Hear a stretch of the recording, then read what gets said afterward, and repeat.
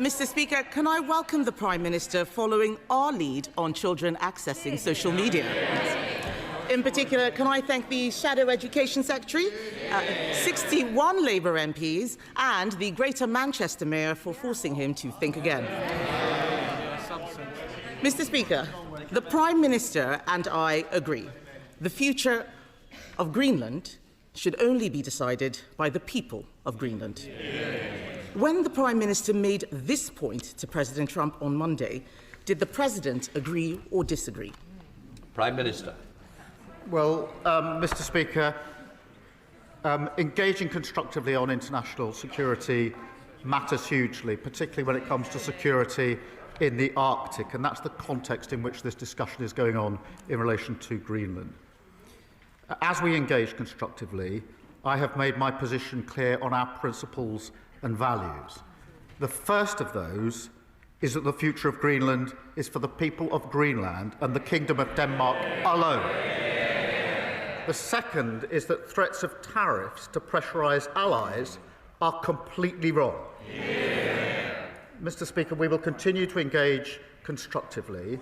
I've had many international calls in recent days, and the Prime Minister of Denmark is coming to the United Kingdom tomorrow for bilateral talks. But I do want to be clear with the House. I will not yield, Britain will not yield on our principles and values about the future of Greenland under threats of tariffs. And that is my clear position. Mr. Speaker, I'm very glad to hear the Prime Minister say that. We all know that the people of Greenland do not want to be ruled by America. But does he agree that just as those in Greenland should decide their own future, so should the Chagossians? Mr. Speaker, I've made out my position on Greenland absolutely clear on Monday and a moment ago. President Trump deployed words on Chagos yesterday that were different to his previous words of welcome and support when I met him in the White House. He deployed those words yesterday for the express purpose of putting pressure on me and Britain in relation to my values and principles on the future of Greenland. Mr. Speaker, he wants me to yield on my position, and I'm not going to do so. Given that that was his express purpose, I'm surprised the Leader of the Opposition has jumped on the bandwagon. I had understood her position. Mr. Speaker, I had understood her position to be that she supported the government's position on the future of Greenland. Now she appears to support words by President Trump to undermine the government's position on the future of Greenland. She's chosen naked opportunism over the national interest.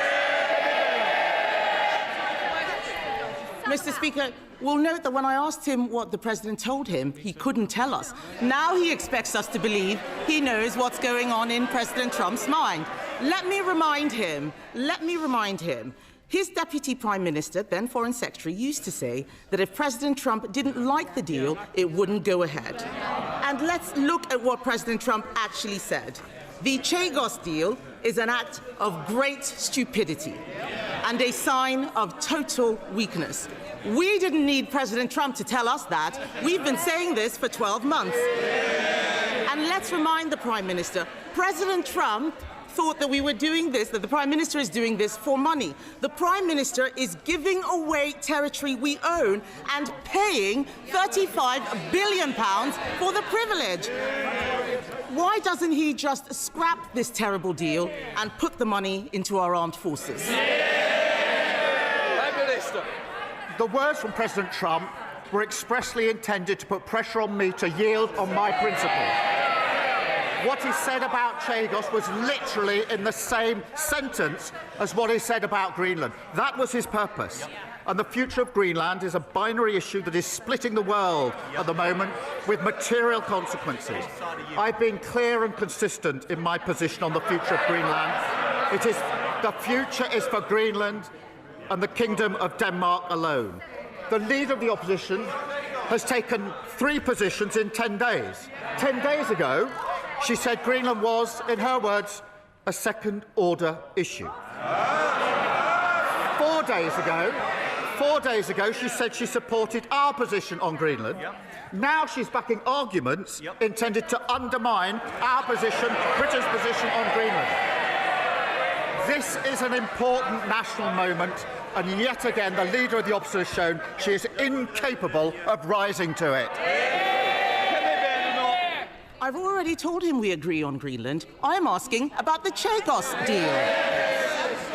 That money, that £35 billion, should go to the armed forces. Mr. Speaker, the world is changing.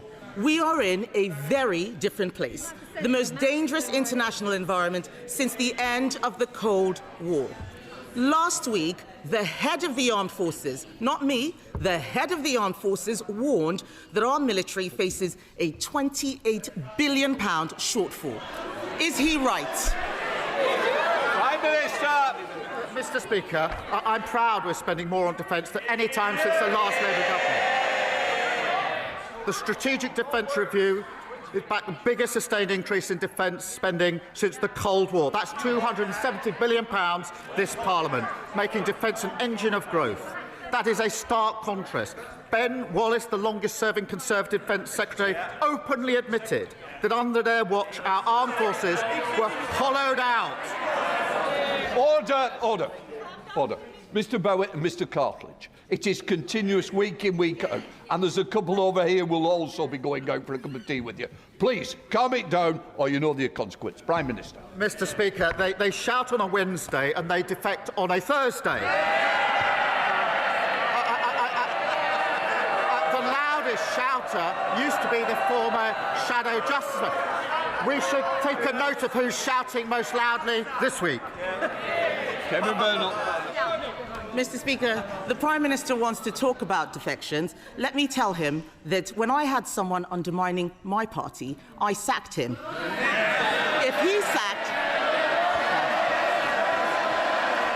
Mr. Speaker, if he sacked...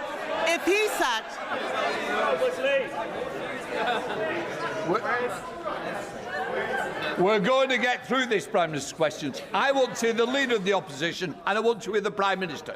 Those who don't may leave the chamber. Come in, Ben.